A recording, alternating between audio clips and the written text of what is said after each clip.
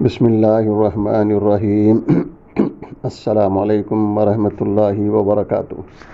حضرات، میں آپ کی عزت افزائی کا شکر گزار ہوں۔ آپ ایک اہم رکن اسلام نماز کے 6 حصوں کو سنا اور شیئر بھی کیا۔ یہ کتابچہ بفضل تعالیٰ مکمل ہو گیا۔ اب بعض اہم علماء کرام کے مشورے کے بعد سید ابوالحسن ندوی پبلیکیشن ٹرسٹ حیدرآباد کی طرف سے طے کیا ہے کہ اس ہفتے سے ایک اہم کتاب مرشدی سید ابوالحسن علی ندوی رحمۃ اللہ علیہ کی کاروان مدینہ شروع کی جائے گی انشاءاللہ تعالی، جو مجلس تحقیقات و نشریات اسلام لکھنؤ سے چھپی ہے۔ اس سیریز میں حضرت مرشدی سید ابوالحسن حسنی ندوی رحمۃ اللہ علیہ کے مختلف مضامین اور تقریروں کا مجموعہ، جن کا تعلق ذات نبوی صلی اللہ علیہ وسلم کی سیرت پاک، تعلیمات و احسانات جو سارے عالم کے لیے ہے۔ ہمارا آپ کا واسطہ ہے، جن خطرات، جن اندیشوں اور جن چیلنجز کا ہمیں سامنا کرنا ہے، اور اس زمانے کے جن چھپے ہوئے لیکن بے رحم اشاروں کو سمجھنا ہے۔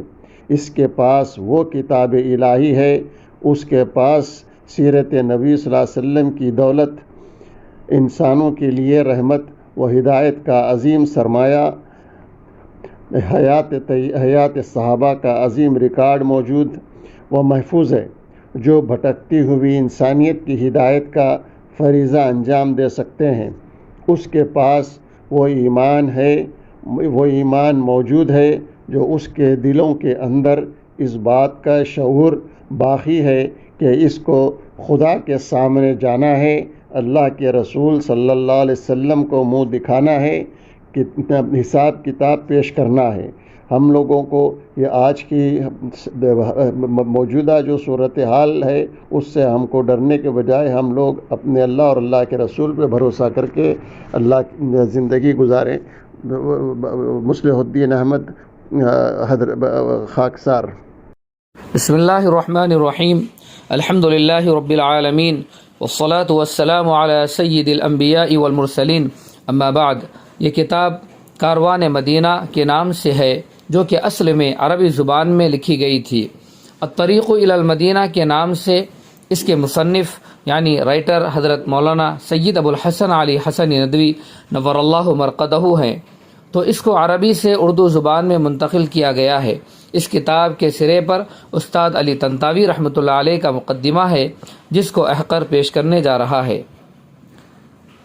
برادرم، مولانا ابوالحسن علی ندوی ہمارے یہاں شام میں عوام الناس کی ایک مثل ہے کہ خط اپنے عنوان سے پہچان لیا جاتا ہے۔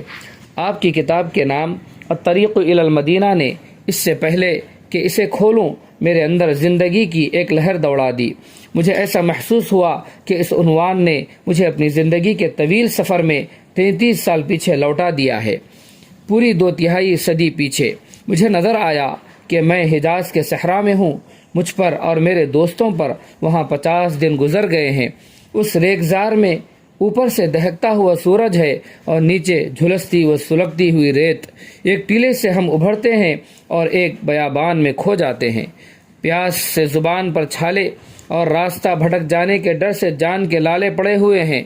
ہماری ساری امیدیں اور آرزویں ایک آرزو اور ایک تمنا میں آ کر سمٹ گئی ہیں، وہ یہ کہ ہم کو مدینے کی زیارت نصیب ہو۔ میرے بھائی، ہم مدینے کے راستے میں بھٹک گئے تھے۔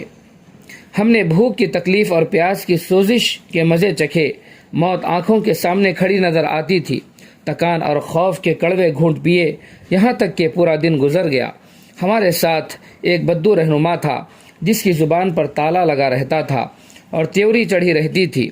اچانک اس کے افسردہ چہرے میں شگفتگی اور زبان میں جنبش پیدا ہوئی، اور اس نے ایک جملہ کہا، اگر اشرفیوں کا توڑا دیا جاتا، یعنی اشرفیوں کی تھیلی، اگر اشرفیوں کا توڑا دیا جاتا تو مجھے وہ اس جملے سے زیادہ عزیز نہ ہوتا۔ وہ جملہ جس نے ہمارے خوف کو اطمینان، ہماری بھوک اور پیاس کو سیری و سیرابی اور ہمارے تکان کو آرام و راحت سے بدل دیا۔ یہ جملہ ایک جادو تھا۔ اگر یہ تسلیم کر لیا جائے کہ الفاظ میں بھی جادو ہوتا ہے، اس بدوی کا جملہ تھا ھذا احد، یہ رہا احد۔ آپ ایک عاشق صحرائی کا تصور کیجئے کہ جس پر ہجر کا ایک طویل عرصہ گزر چکا ہو اور جس کو بیماری عشق نے جاں بلب کر دیا ہو، پھر اچانک اسے خبر دی جائے کہ یہ محبوب کا گھر ہے۔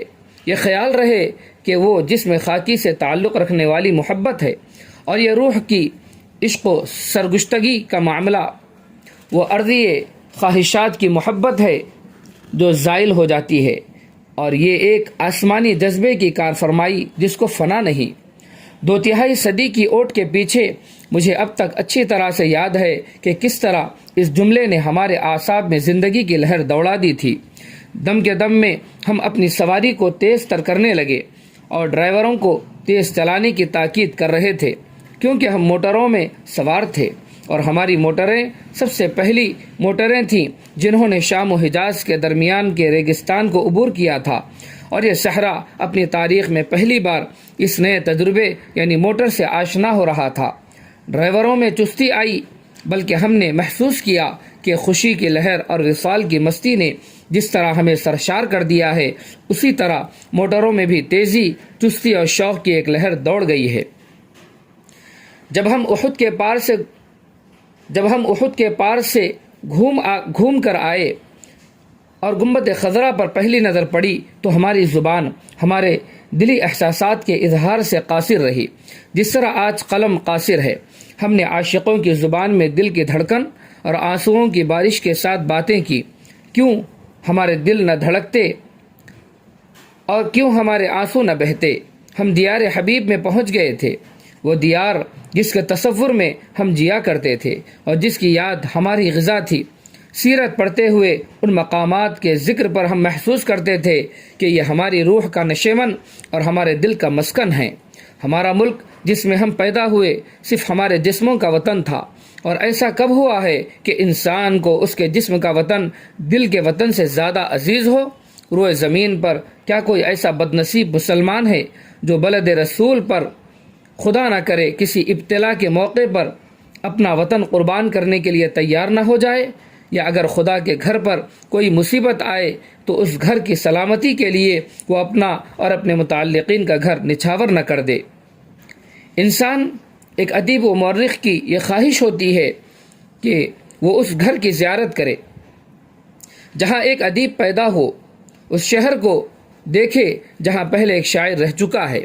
اس کے لیے وہ سفر کرتا ہے اور وہاں پہنچنے کے لیے زر خطیر صرف کرتا ہے۔ اس راہ میں وہ سب خستگی و پریشانی برداشت کرتا ہے اور سفر کی سب صعوبتیں جھیلتا ہے۔ کس طرح پھر ایک مسلمان کا دل اس شہر کے شوق میں بےتاب نہ ہو جائے جس کی زمین کو محبوب اعظم حضرت محمد مصطفیٰ صلی اللہ علیہ وآلہ وسلم کے قدموں نے سرفراز کیا ہے، جس کی ہوا میں آپ کے انفاس کی عطر بیزی ہے اور جس کے پانی کو آپ کے حیات بخش لبوں نے مس کیا ہے۔ یہ عاشق انہی راہوں پر چلتا ہے جہاں اس کے محبوب کے قدم پڑے ہیں، وہیں سجدے میں سر جھکاتا ہے جہاں اس کے محبوب نے نماز پڑھی ہے۔ اس راہ سے مدینے میں داخل ہوتا ہے جس راہ سے سفر ہجرت میں مدینے میں داخل ہوا تھا، اور اس راہ سے باہر جاتا ہے جس راہ سے جنگ احد کے موقع پر مسلمانوں کی فوج آپ صلی اللہ علیہ وسلم کی قیادت میں نکلی تھی۔ وہ اس معرکے کے میدان کا مشاہدہ کرتا ہے اور شہداء ابرار کی قبور پر یعنی قبروں پر کھڑا ہوتا ہے، پھر اس روضے کی طرف واپس ہوتا ہے جو اس زمین میں جنت کا ایک ٹکڑا ہے، اس حجر مبارک پر حاضری دیتا ہے جس کو مرقد مبارک ہونے کا شرف حاصل ہے اور جو قیامت تک کے لیے بند کر دیا گیا ہے پھر یہ عاشق زار اپنی زبان سے کہتا ہے السلام علیکہ یا سیدی یا رسول اللہ صلی اللہ علیہ وسلم۔ اپنی پہلی حاضری کے ان احساسات کو میں کبھی نہیں بھولوں گا۔ کیا بات ہے آج مجھ میں اس طرح کا شوق نہیں اور نہ مجھے اس جیسی مسرت کا احساس ہے۔ کیا بات ہے کہ میں ان نعتیہ و شوقیہ اشعار کو پڑھتا ہوں جو شعراء عرب کے قلم سے نکلے ہیں، جو میرے قلب کے ریشے ریشے کو اس طرح ہلا دیتے تھے جیسے باغبان ایک پھلدار درخت کی شاخ کو پکڑ کر ہلاتا ہے، اور میرے قلب سے جذبات اور علوی تأثرات کی اس طرح بارش ہوتی تھی جس طرح شاخ ہلانے سے رسیدہ پھل گرتے ہیں۔